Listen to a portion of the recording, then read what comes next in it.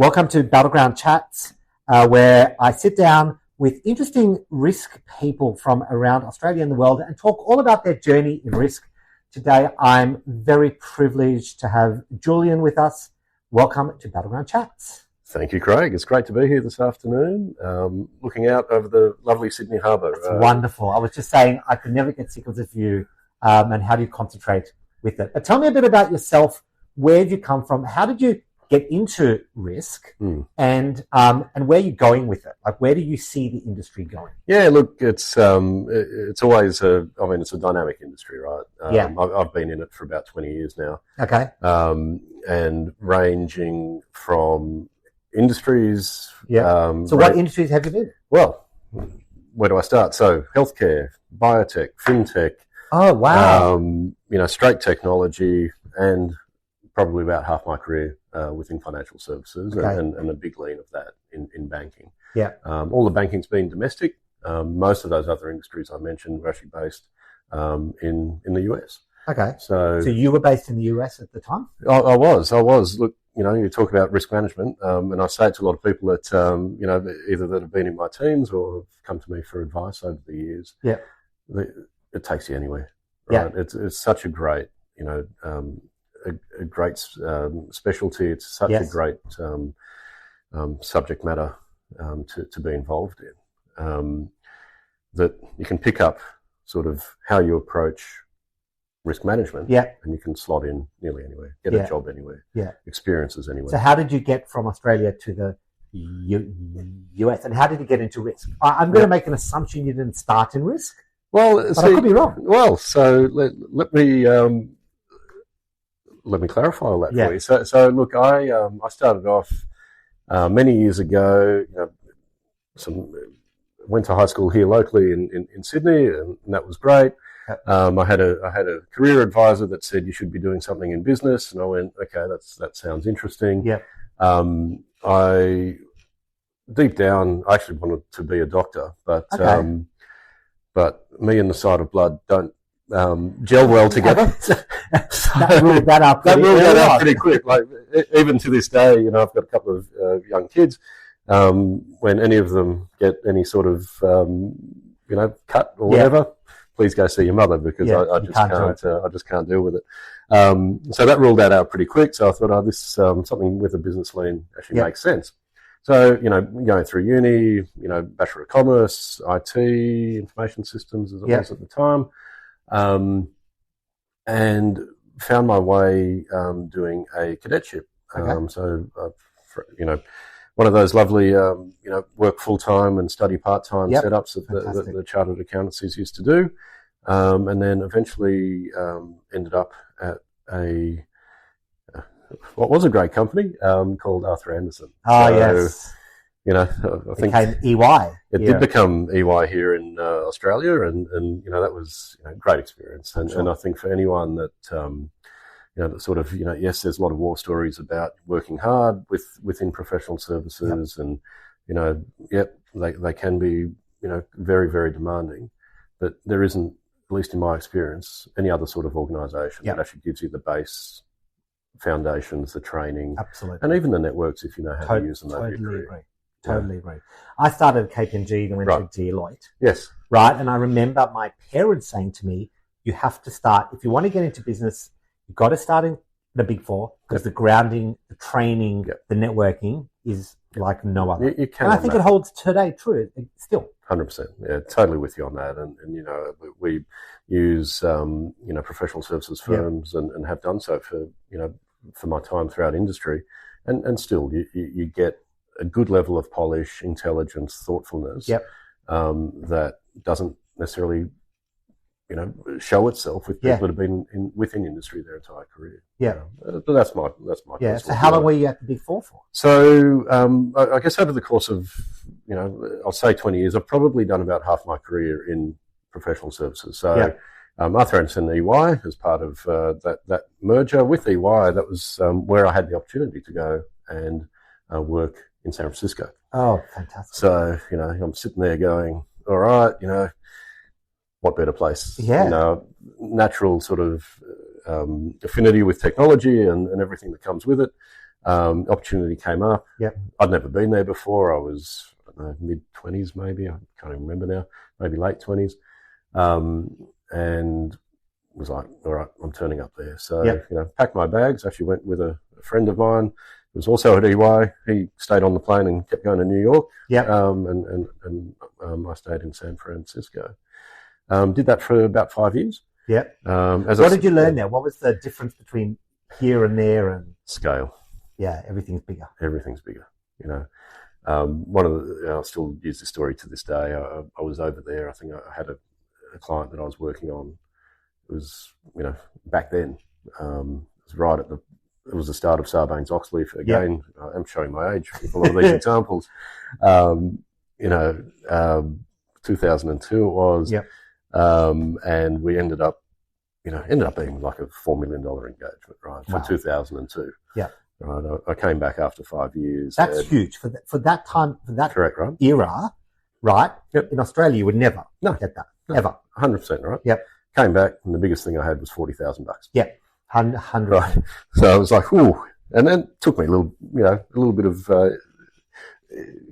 tempering the ego to sort of get over that for a little while. But look, over there it was just amazing. And really what it did is open my eyes to so much more around industry, right? Yes. Such a hub around biotechs, organisations doing things that I hadn't even heard of. Yes. Or considered. Amazing. But what was your role? Were you in the audit side? Yeah, so I was in effectively technology risk. Yep. So technology risk management. I'm relatively junior. I was a manager over there at the time. So look, as you do again in these things, you do a little bit of audit, you do a little bit of sort of more pure across industry as well. And again, that took me. We were doing at the time things called third-party assurance reports. Back then, again, they were called SAS 70s. Now, anything from SOC 2s to ASA 3150s, 3402s, and all of those really valuable things for any material service providers. Please get them done. But that was flying me over to Europe to get to do some work over there for a couple of so you got to see the world with the big four. Exactly, right. So I go back to my point at the start. Risk management will get you anywhere. Yeah. Like if you want to travel, it's just such a transferable capability. Yeah, absolutely. Yeah. So what brought you back to Oz? Well, look, that was a bit of a sadder story. My father became quite unwell. And so, naturally, I think as you do, you sort of consolidate sort of where you are and what you're thinking. 100%. And that's actually what brought me back. Yeah. So I came back, still with EY. Yeah. I was with EY for about another year. And in that sort of timing, that was when there was the rumblings of customer remediation within banks, fee for no service and, charging dead people and that sort of thing. Yeah. And so I was fortunate enough to have worked on one of the major banks for that. Yep. And through that experience, I was actually made an offer to go into industry. So they were at this point now we're talking about moving from professional services to industry for the first time. Big change. Some really big changes, and we can chat about those in a second. But basically moving into an area that hadn't deeply considered risk management before. So what they were looking for, particularly around the technology space, and that was where I was, particularly focused at that time. Help us embed, implement technology risk. I was like, ooh, that's a big remit. It was a big remit. I self-admit, I probably went through a little bit of an imposter syndrome going through that experience. Yeah. It was a step up in terms of seniority. Yep. But gee, it was a formative experience. So this was at a bank now. So you've now got into the financial services proper. Yeah. Deep. Yeah. Right. Okay. So yes, the benefits of professional services is training, it's breadth, but do you really understand how a bank runs? And do you see that? So for those who want to move from a consulting world into an industry, what did you learn? What was the biggest learnings you had? I think that the biggest one is level 5 maturity is not what every bank wants. That's really interesting. Right? Really interesting, yeah. Because we always talk about scale 1 to 5, 5 being a bank, right? And then you don't need to be a bank. Correct. Right? But you know what? Sometimes good is good enough. Yeah. And finding that good enough is, I think, part of the art. Yeah. Right. Understanding, and so tie it back to risk management, understanding actually what the risks are. Yep. And really understanding what the so what of those risks are. Yeah. So people can run around, your password parameters are not 12 characters. So what? So what? But we've got this, and this. So what? Yeah. Exactly. Right. And then so, really being able to making it real, right? Questions. Making it real, not just a theory. Because what I find is where risk management gets a bad name is where people take it too literally and theoretical without actually going, how do we make it practical? Mm-hmm.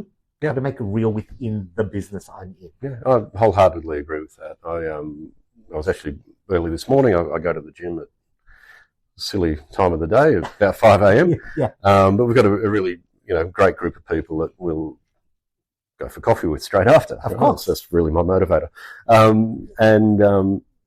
That exact discussion point came up. None of them are risk management professionals, right? One's in medicine, one does a lot of entrepreneurial and partnership activity, another one's in economics.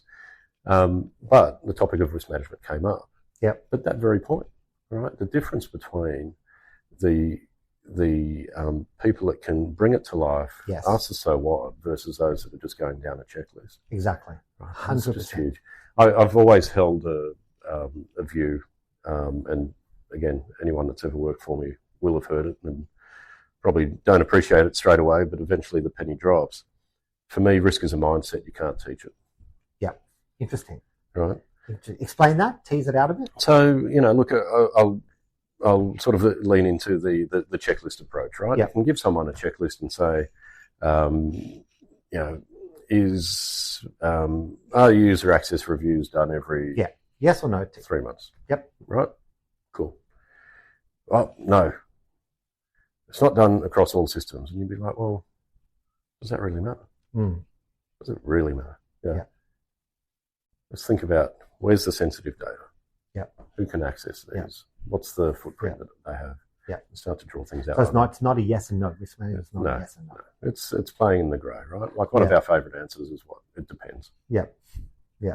And that's okay. It can be okay. Well, it should be okay. Yeah, true. Right? It should be okay. And until you understand the assumptions and until you validate those assumptions, then at that point you go, all right, well, I'm applying my judgment now. Yeah. Right? Risk management cannot be a compliance activity. Yeah.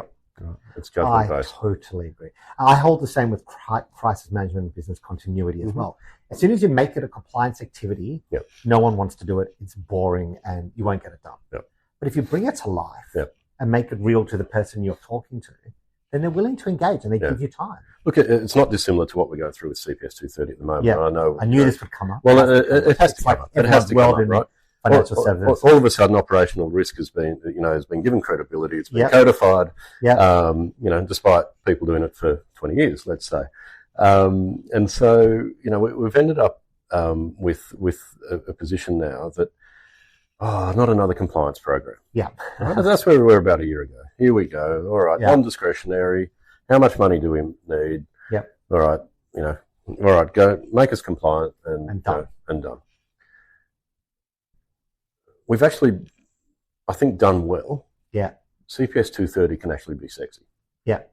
Right? And I say that, let me expand on it, because you can actually get a lot of value out of that. Yes, right? exactly. A lot of organisations, the first time they're looking across the organisation. Yeah. Right? We're bringing, everyone's bringing divisions together to start to see, what happens from, say, initiation of a transaction all the way through to reporting. Yeah. Looking end to end for the first time and having to actually understand. Yep. But what do we get out of that, right? We get really good insights. We get insights of potential process simplification. Yep.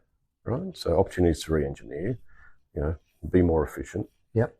Be more productive, which is great. Yep. We get opportunities to simplify the technology environment as well. Which is huge. Why do we have 3 systems doing this? Yeah. Well, because we didn't know the Exactly right. Yeah. Exactly right. Or why we, exporting data from here and transforming it and putting it here, and then someone else goes in and, you know, does some funny business to make it reconcile, and then, right? Yeah. So, you know, getting these amazing insights, yeah, you know, coming through it. So, you know, taking it from being a compliance activity to understanding through that, you know, through how understanding your environment can actually benefit you as an organisation. Yeah, and it's really interesting. The last point is that, you know, we're seeing a lot of CPS 230 activity.